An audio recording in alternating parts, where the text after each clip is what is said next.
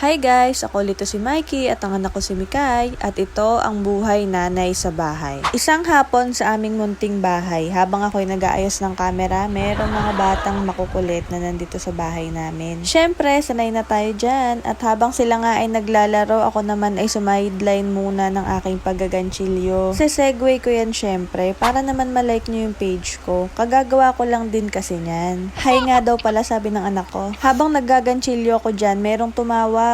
Meron palang parcel na dumating, pero bago yan, ikwento ko muna sa inyo kung para saan yan. Kung hindi nyo pa to napapanood sa reels ko, meron kaming business dito sa bahay na piso wifi. So yan, dyan siya nakalagay sa labas ng bahay namin. Kaso nitong mga nakaraang araw, may mga nakapagsabi sa akin na humina daw yung signal ng piso wifi namin. Hindi ko talaga alam kung anong gagawin. Sabi ko na lang, siguro pag nag-harvest ako tapos ni-reset ko, magiging okay na. Pero nung nag-harvest ako, napansin ko na itong antena pala na to sa dulo ay hindi umiilaw, kaya pala humina yung signal, gawa niya. Tapos sinabi ko kagad dun sa binilihan namin, yung pala yung antena na yan ang mahal. Kaya naman nagtanong muna ako sa group sa Facebook ng mga piso wifi kung meron bang mas mura. Tapos itong nabili ko sa Shopee, ito yung sinuggest nila sa akin na mura lang tapos maganda rin naman yung quality. Compass nga pala yung brand na nirecommend sa akin. Tapos ayan, nung in-unbox ko naman siya, kompleto naman siya, kaya naman tinesting ko na rin yan agad-agad. Kaya naman ako'y nag-sign off muna sa pagiging nanay at naging cable man muna ako. Alam mo yung nag-aral ka ng networking nung college pero hindi mo yun na-apply sa buong pagtatrabaho mo. Tapos ngayon, after 9 years, nagkaroon ka ng piso wifi, tsaka mo pa lang siya maa-apply. At ayan, tinanggal ko nga muna lahat ng mga cable na nakakabit para naman matry ko yung antena na binili ko. Kaso ang higpit pala ng pagkakalagay nitong antena na to, kaya naman ako'y talagang nahirapan at hindi na kinaya ng girl power ko. Kaya naman nagpatulong na rin ako sa mga kalapit bahay ko para matanggal lang kasi kailangan pala maghahagdan ka dun sa kabila mo siya tatanggalin. Kaso hindi ko na rin yan nabidyohan kaya pasensya na. Nung natanggal na nila, inisa-isa ko munang ikabit yung mga cable para matesting ko. Tapos kinabahan pa ako ng konti niyan kasi hindi umiilaw. Akala ko sira o kaya